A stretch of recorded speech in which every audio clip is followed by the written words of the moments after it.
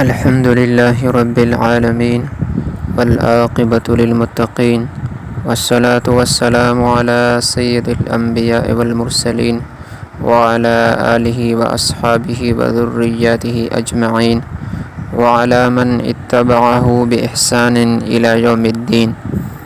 أما بعد فأعوذ بالله من الشيطان الرجيم. بسم الله الرحمن الرحيم. إن عدة الشهور عند الله 12 شهرا في كتاب الله يوم خلق السماوات والأرض منها 4 حرم ذلك الدين القيم فلا تظلموا فيهن أنفسكم. وقال الله سبحانه وتعالى في مقام آخر والفجر وليال عشر والشفع والوتر. وقد جاء في حديث النبوي الشريف عن ابن عباس رضي الله تعالى عنه قال قال رسول الله صلى الله تعالى عليه وسلم ما من أيام العمل الصالح فيها أحب إلى الله من هذه الأيام يعني الأيام العشر. قالوا يا رسول الله ولا الجهاد في سبيل الله؟ فقال ولا الجهاد في سبيل الله إلا رجل خرج بنفسه وماله ولم يرجع من شيء من ذلك أو كما قال عليه الصلاة والسلام. بس میرے محترم عزیزوں اور دوستوں اور بھائیوں، اللہ تبارک و تعالیٰ کی ذات نے اپنے مومنین بندے اور مومنات بندیوں کی مغفرت کے لیے اور جنت کے راستے پر آسانی سے چلنے کے لیے بہت زیادہ بہترین ذرائع عطا فرمائے ہیں۔ اکثر اوقات آپ لوگوں نے خطبہ حضرات سے یہ لفظ سنے ہوں گے کہ اللہ تبارک و تعالی اپنے بندوں کی مغفرت کے لیے بہانے ڈھونڈتے ہیں۔ تو ذرائع سے مراد وہی بہانے ہیں کہ اللہ تبارک و تعالی نے اپنے بندوں کی مغفرت کے لیے بہت زیادہ مختلف بہانے عطا فرمائے کہ کسی نہ کسی طرح میرا بندہ میری ذات کی طرف رجوع کر کے ہمیشہ کی جنت کو پالے، ہمیشہ کی میری خوشنودی کو، ہمیشہ کی میری رضامندی کو پالے، ہمیشہ کی کامیابی کو پالے۔ تو اللہ تبارک و تعالیٰ کا اپنے بندوں پر بہت زیادہ احسانات ہیں۔ ان احسانات کو کبھی بھی گنا نہیں جا سکتا، شمار نہیں کیا جا سکتا۔ ایک حدیث پاک کے اندر آتا ہے کہ اگر آدمی ایک احسان کے بدلے میں قیامت کی صبح تک اللہ کے حضور سجدے میں پڑا رہے تو وہ اللہ کی شکر گزاری پوری نہیں کر سکتا۔ تو میرے محترم عزیز اور دوستو، اللہ تبارک و تعالی نے قرآن پاک کے اندر ارشاد فرمایا، جیسے میں نے آپ لوگوں کے سامنے آیت تلاوت کی ہے کہ اللہ کے ہاں مہینوں کے اعتبار سے جو اللہ کے ہاں تعداد ہے، جو گنتی ہے، اللہ فرما رہے ہیں ان عدت شہور عند اللہ 12 شہرا۔ یہ سال کے جو 12 مہینے ہیں یہ اللہ کی طرف سے طے شدہ ہیں۔ اب ان کے اندر انسان اور بندے اپنی طرف سے کسی قسم کی تبدیلی اور رد و بدل نہیں کر سکتے۔ اور یہ اسلامی سال کے جو مہینے ہیں، عربی کے اندر، قرآن کے اندر، حدیث کے اندر 12 مہینے ہیں، ان کو قمری مہینہ کہا جاتا ہے۔ تو انہی قمری مہینوں کے حوالے سے اس سال کا آخری مہینہ چل رہا ہے، آغاز ہو چکا ہے۔ تو اللہ تبارک و تعالیٰ کی ذات نے مجھ پر اور آپ لوگوں پر بہت زیادہ احسان فرمایا، مغفرت کے لیے مختلف راستے عطا فرمائے، اس کے حبیب نے مختلف ذرائع اپنی امت کو عطا فرمائے۔ تو اللہ تبارک و تعالی نے ان مہینوں کی قسم بھی اٹھائی، ان راتوں کی، ان دنوں کی قسم بھی اٹھائی۔ اللہ فرماتے ہیں والفجر ولیال عشر والشفع والوتر، کہ اللہ تبارک و تعالی فجر کے دن کی قسم اٹھاتے ہیں اور اسی طرح 10 راتوں کی قسم اٹھاتے ہیں، اور پھر جفت دن اور طاق دن کی قسم اٹھاتے ہیں۔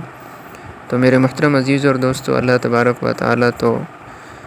عالی شان اور عالی مقام ذات ہیں، ان کو قسم اٹھانے کی ضرورت نہیں تھی، لیکن ان دنوں کی اہمیت کو، اس مبارک مہینے کی اہمیت اور فضیلت کو بیان کرنے کے لیے اللہ نے قسم کا اظہار فرمایا، قسم اٹھائی ہے۔ تو کتنی بڑی فضیلت ہوگی کہ جس کی فضیلت کو بیان کرنے کے لیے اللہ تبارک و تعالی خود قسم اٹھا رہے ہیں۔ تو میرے محترم عزیزوں اور دوستوں، اللہ تبارک و تعالی نے مجھے اور آپ لوگوں کو بہت ہی بہترین موقع عطا فرمایا ہے، ذی الحجہ کا مبارک مہینہ عطا فرمایا، اور پھر ذی الحجہ کے مبارک ایام جو پہلے 10 دن ہیں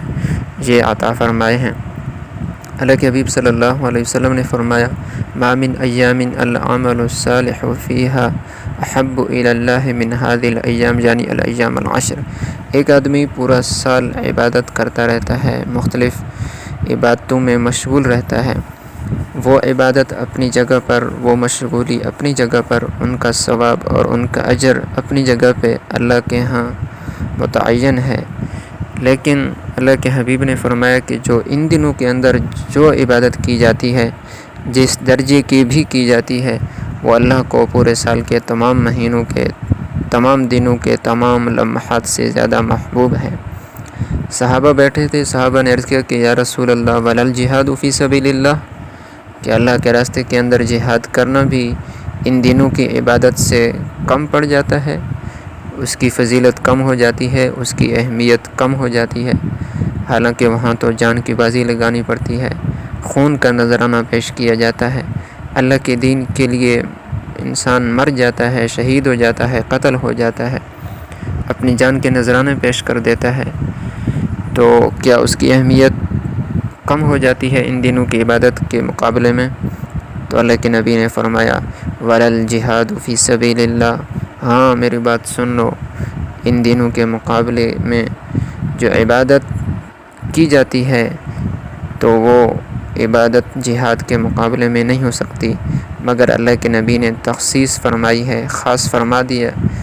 اس آدمی کو جو اللہ کے راستے کے اندر نکلتا ہے، فرمایا إِلَّا رَجُلٌ خَرَجَ بِنَفْسِهِ وَمَالِهِ فَلَمْ يَرْجِعْ مِنْ ذَلِكَ بِشَيْءٍ، ہاں وہ مجاہد جو اللہ کے راستے کے اندر اللہ کے دین کی سربلندی کے لیے، اللہ کے دین کی عظمت کی سربلندی کے لیے نکلتا ہے، اپنی جان کو لے کر نکلتا ہے، اپنے مال کو لے کر نکلتا ہے، پھر جب میدان جہاد کے اندر برسر پیکار رہتا ہے، معرکہ خیز ہوتا ہے اللہ کی دشمنوں کے ساتھ، اللہ کے دین کی دشمنوں کے ساتھ، تو وہ آدمی جہاں تک لڑتا لڑتا شہید ہو جاتا ہے، اس کا مال بھی اللہ کے راستے کے اندر سارا کا سارا خرچ ہو جاتا ہے، نہ اس کا مال واپس لوٹتا ہے اور نہ وہ خود واپس لوٹتا ہے۔ فرمایا یہ مجاہد تو افضل ہے، لیکن وہ مجاہدین جو لڑتے تو رہتے ہیں، زخمی ہو جاتے ہیں، لیکن غازی بن کر لوٹتے ہیں، وہ ان عبادت گزاروں سے افضل نہیں جو ان دنوں میں اللہ کی بارگاہ کے اندر اپنے گناہوں پر توبہ استغفار کرتے ہیں اور عبادت پر عبادت کرتے رہتے ہیں۔ تو میرے محترم عزیز اور دوستو، بہت بڑی فضیلت ہے ان دنوں کی۔ اللہ تبارک و تعالی نے مجھے اور آپ لوگوں کو یہ لمحات عطا فرمائے، ہم ان لمحات سے فائدہ اٹھاتے ہوئے ان کو قیمتی بنائیں گے تو یقیناً ہمارا بھی وہی درجہ ہوگا جو اللہ کے نبی نے بتلایا ہے، اور اللہ کے ہاں وہی مقام ہوگا، وہی عظمت ہوگی، وہی قدر ہوگی جو اللہ نے بتلایا قرآن پاک کے اندر اور اللہ کے حبیب نے مختلف حدیث کے اندر بتلایا ہے۔ تو اس حوالے سے یہ جو آج کا کلپ ہے، تو تمام بھائیوں سے گزارش ہے کہ اپنے اوقات کو قیمتی بنائیں، عبادات کے حوالے سے، تسبیحات کے حوالے سے، نوافل کے حوالے سے، رات کو اٹھنے کے حوالے سے، اسی طرح روزے رکھنے کے حوالے سے،